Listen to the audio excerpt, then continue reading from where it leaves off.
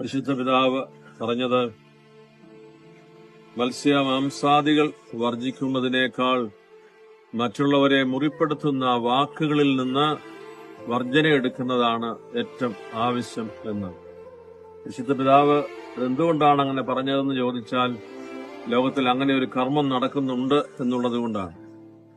അനേകരെ നമ്മുടെ വാക്കുകൾ മുറിപ്പെടുത്തുകയോ വേദനിപ്പിക്കുകയോ ചെയ്യുമ്പോൾ നാം ഉപേക്ഷിക്കുന്ന മത്സ്യ മാംസാദികളുടെ തൂക്കവും അതിന്റെ ക്വാളിറ്റിയും അല്ല ദൈവം പരിശോധിക്കുന്നത്, നമുക്ക് മനുഷ്യനെ വേദനിപ്പിക്കാതെ ഇരിക്കാനുള്ള ആത്മബലമുണ്ടോ എന്ന പരിശോധനയാണ്.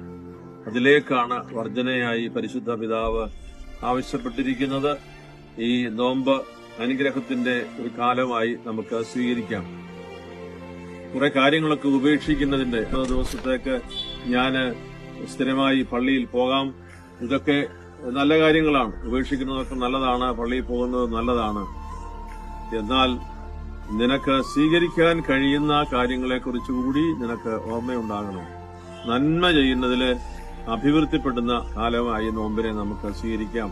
തിന്മകളെ ഉപേക്ഷിക്കുകയും നന്മകളെ ധാരാളമായി ഹൃദയത്തിലേക്ക് സ്വീകരിക്കുകയും ചെയ്യാം. അനുഗ്രഹീതമായ ഒരു നോമ്പ് കാലം നമുക്കെല്ലാവർക്കും ഉണ്ടാകട്ടെ എന്ന് പ്രാർത്ഥിക്കുന്നു.